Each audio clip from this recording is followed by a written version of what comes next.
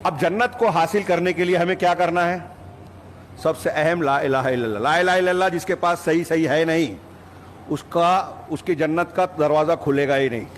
پڑھے ہیں نا آپ, لا الہ الا اللہ جنت کی کنجی ہے. تو کیا مطلب لا الہ الا اللہ کو ایک ہفتے میں اتنی لاکھ مرتبہ نصاب پڑھ لیں گے تو جنت مل جائے گی؟ یہ مطلب ہے اس کا؟ آپ صبح شام صرف لا الہ الا اللہ پڑھیں گے کافی ہے؟ نہیں. لا الہ الا اللہ کی شرطیں, اس کا معنی, اس کا تقاضا سیکھنا پڑے گا.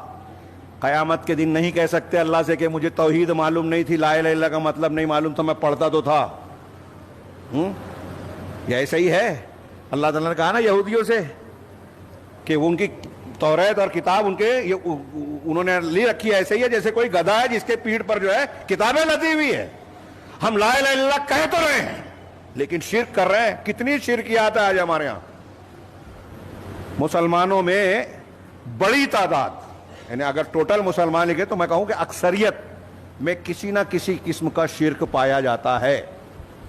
کوئی غیر اللہ سے مانگ رہا ہے, کوئی گنڈا تعویذ کر رہا ہے, کوئی غیر اللہ کے سوا دوسروں کی قسمیں کھاتا ہے, کوئی دوسروں سے استمداد کرتا ہے, کوئی پھونک جھاڑ کرتے ہوئے جادو ٹونے والے راستے اختیار کر رہا ہے, کہانت میں پڑ گیا ہے.